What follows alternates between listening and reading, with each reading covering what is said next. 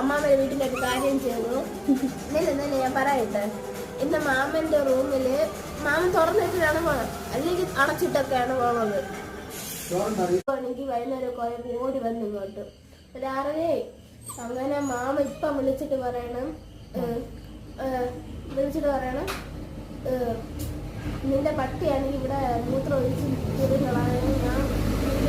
നമ്മൾ കുറെ വഴക്ക് പറഞ്ഞു.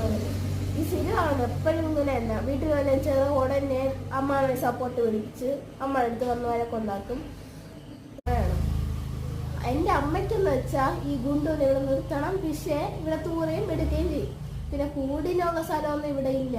അതൊരു കാര്യം. അമ്മാവൻ്റെ വീട്ടിൽ ഒരു കൂട് ഉണ്ടാക്കി കൊടുക്കാന്ന് പറഞ്ഞാൽ അമ്മാമ്മയ്ക്കും പറ്റൂല. അമ്മാമ്മയാണെങ്കിൽ കള്ളപ്പട്ടി മാത്രം മതിയെന്നും പറഞ്ഞു ഒരിക്കലും.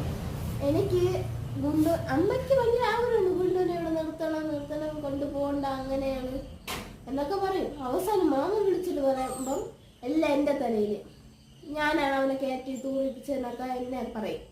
അമ്മ അങ്ങ് കൈ ഒഴുകി എന്നെ ഒന്നും ചെയ്യാൻ പറ്റൂല. അങ്ങനെയാണ്. നമുക്ക് സങ്കടമാണ്.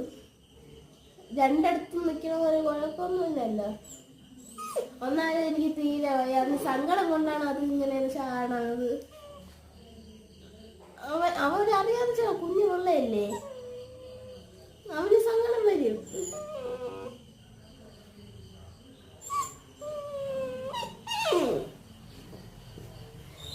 വേണമെങ്കിൽ നമ്മളിവിടെ കളത്താം. നിങ്ങൾ അമ്മ അവരെ വീട്ടിൽ ചെന്ന് ഒന്നുമില്ല, കളിക്കുകയില്ല.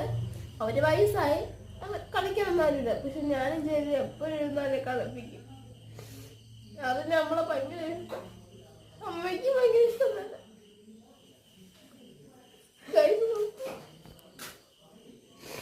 അതിനും ഫീലായി.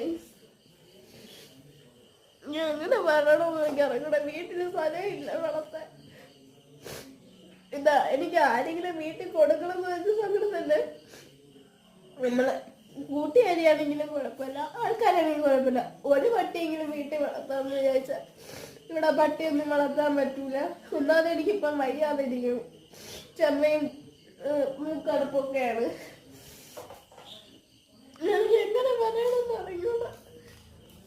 ഇങ്ങനെ ഓരോ കരച്ചിലും വിളിയൊക്കെ ആയിട്ടാണ് ഇവളെ അമ്മേനെ കൺവീൻസ് ചെയ്തുകൊണ്ടിരുന്നത്. ഓരോ ദിവസം ഇവളെ കണ്ണീര് കണ്ട് ഇവൾക്ക് വിഷമമാകുമ്പോൾ ഇവള് ഫോൺ എടുത്ത് ഇതേപോലെ വെച്ചിരുന്ന് സംസാരിക്കും കേട്ടോ. എന്നിട്ട് വീഡിയോ ഇട്ട് എങ്ങനെയെങ്കിലും ഇവൾക്ക് ഈ കുണ്ടൂനെ വളർത്തണം എന്നുള്ള ഒറ്റ ചിന്തയുണ്ടായിരുന്നുള്ളൂ കേട്ടോ.